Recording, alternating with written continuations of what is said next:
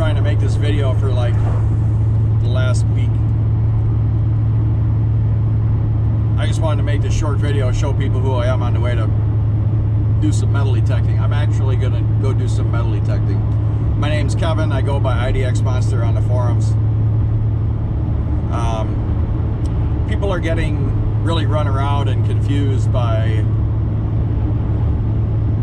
new machines coming out and this and that, and I understand the excitement behind it, but the people who are really pushing certain units are really doing the general public a disservice by making them think that their other machines are outdated. The one thing that I've run across more than anything are a lot of people who have owned a machine for a long time. I've had it since it came out, right? I've used it for X amount of hours and this and that and this and that. Just because you've had the machine since it came out or for however long and you've used it for X amount of hours means absolutely bupkis.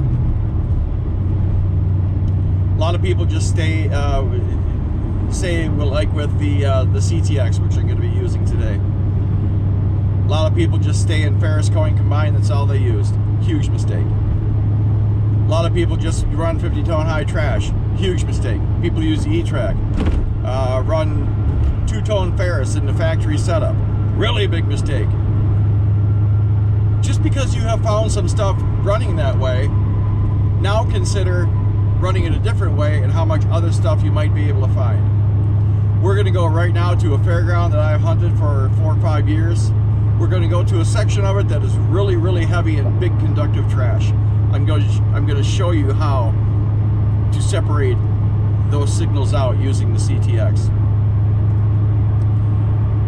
The one thing that I have definitely seen with, and it pretty much goes with any single frequency detector or any multi-frequency detector that you can put into a single frequency setup, is that when you start getting around different size targets, your failure rate goes straight through the roof.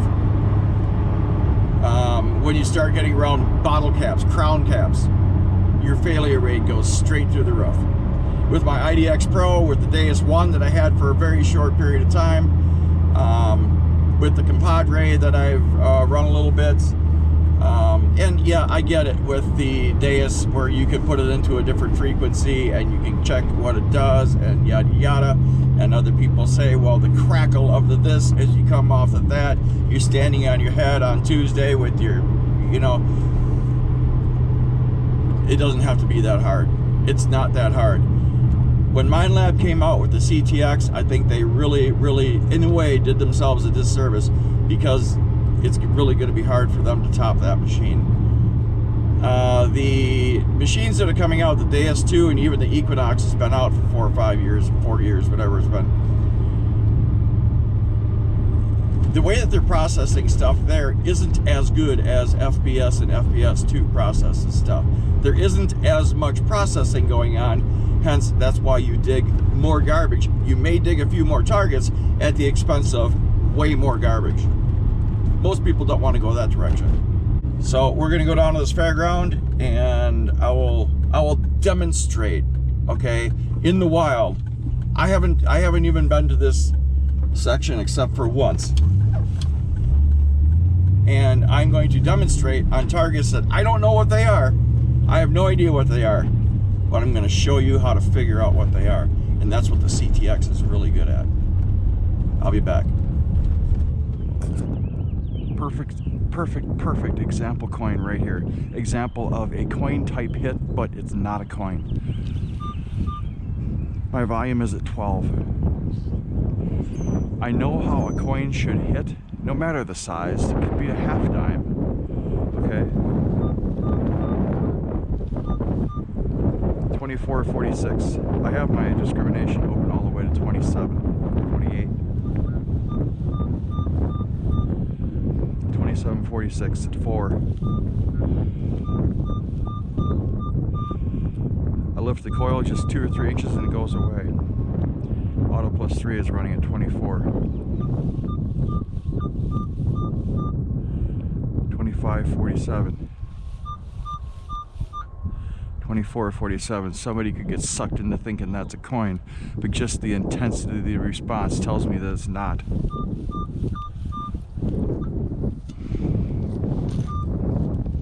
I look at how deep it is, how deep the machine says it is, what kind of response I'm getting.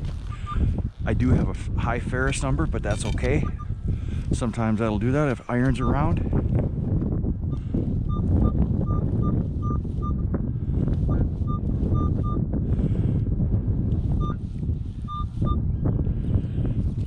Give me a 15, give me a 24. The intensity of the response is not correct.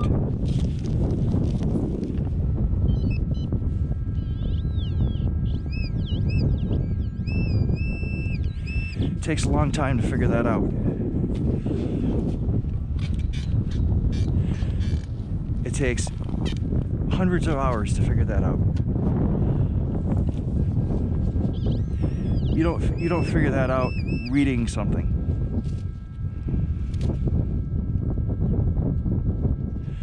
This is a deeper, some kind of light bulb socket. It was telling me there was a coin at 4 inches deep. Wound up being something bigger, fairly uniform in size or shape, although distorted. But the two didn't match up. The intensity of the signal and me knowing how intense that signal should be, along with what I was hearing, didn't make any sense. Auto plus 3 running at 24, I should have been able to lift the coil. If it was really at 3 or 4 inches deep, I should be able to lift the coil 5 inches. And I couldn't. There's number 1. Here's another one.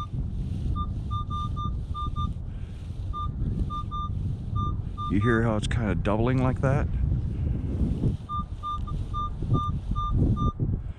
941 at 6.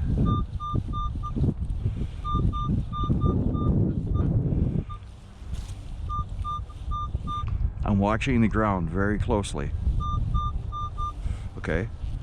For demonstration purposes, I'm just going to take this little piece out.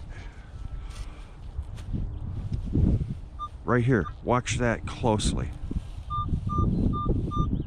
641. 540.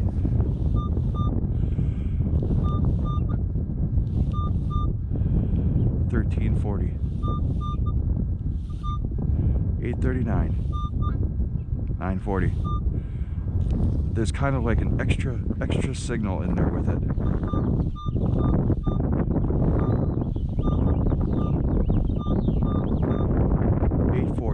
When I have a low ferrous number like that, combined with something in the high 30s, 40, 1141 at 6. Okay, I could lift the coil about 3 or 4 inches, is correct. 939. 841.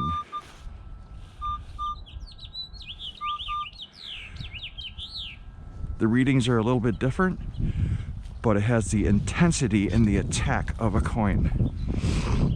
This is going to be a copper something, probably a coin. It could be something other than a coin, but it should be a copper coin.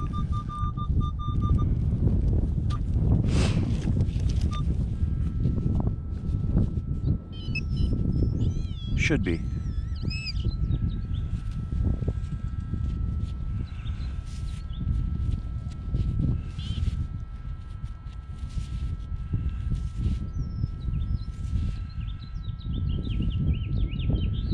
Yeah, that is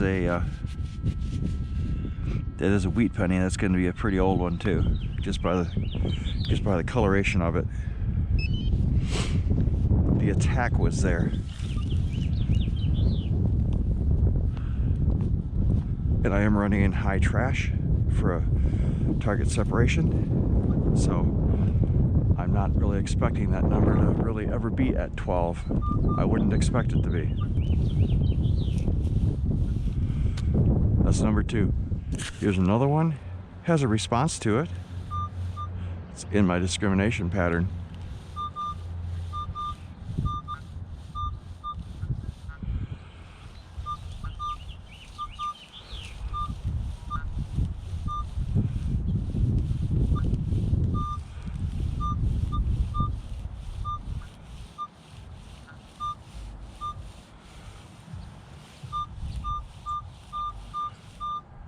$16.41 at 5.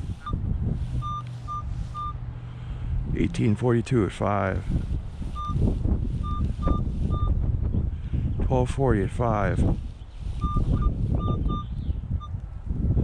Lift my coil up about 3-4 inches. Goes away. That's correct.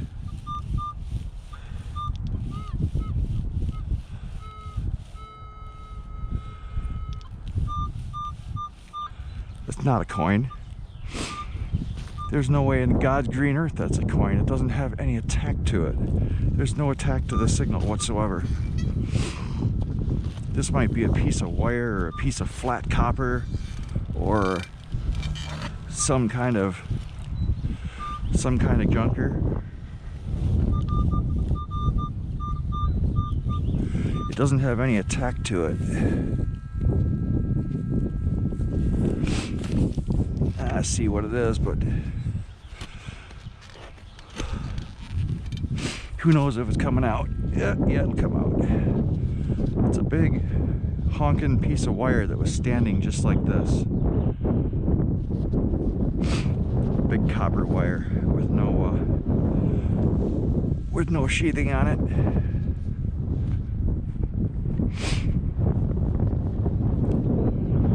There was a response. You had numbers from at least one direction, kind of in another direction, you know, kind of in two directions. Signal didn't have any attack. There's no peak in the signal, there's no punch to it.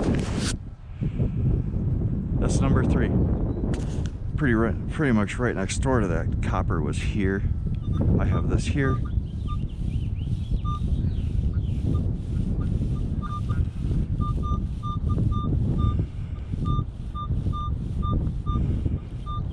It's a little bit unreliable, 1538. Reliable, very much so there. Makes it up to 3738. 5 inches deep.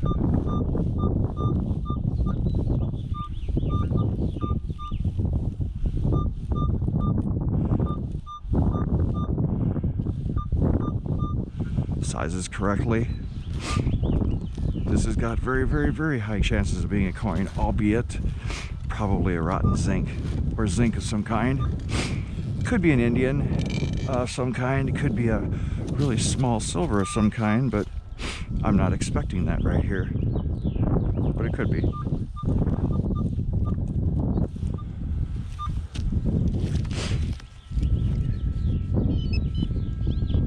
This is indeed a coin type signal. You never really know if it's a coin. Sorry for all the sniffling, because it's kind of cold out here right now. What is that? Oh.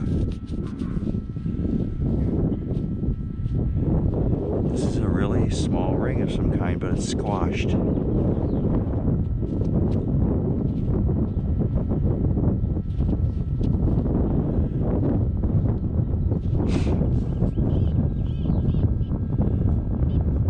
See if there's anything else in here.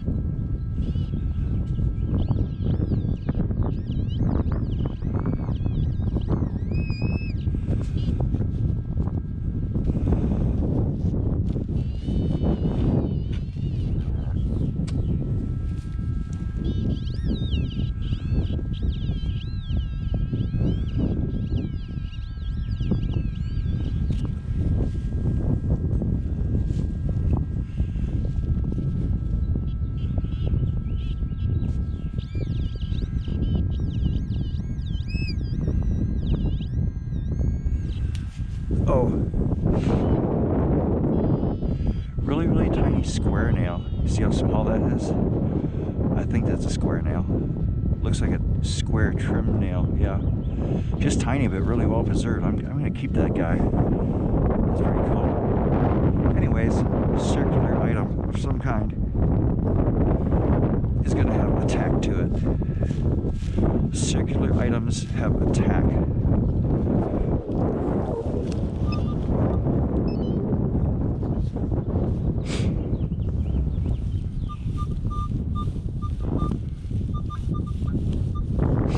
Sometimes they're coins, sometimes they're not. That just happened to be something else circular, which was a ring, although squashed. That's number 4.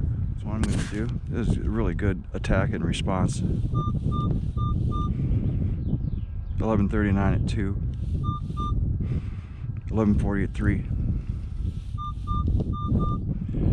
39 at 2. First of all, 39.40 is kind of no man's land. Can be wheat penny, you know, copper, that kind of thing. Not going to be, it's really not going to be, you know, zinc or anything like that.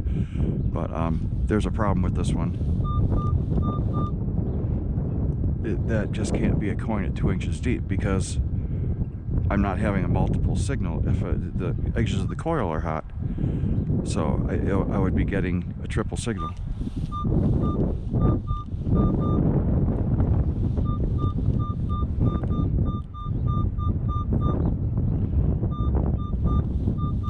Coil lift test is a little bit high, although the response is there. Those numbers, 39.40 at depth, could definitely be a coin, but this is not a coin. This is going to be something bigger. Don't know how much bigger and how much deeper, but it's certainly not a coin.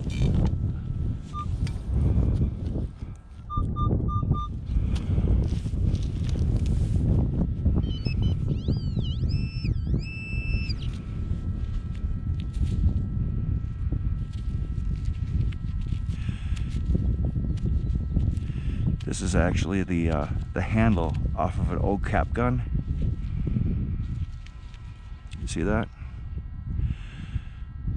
Like a pot metal handle off of it. That was probably in the 5 to 6 inch range. And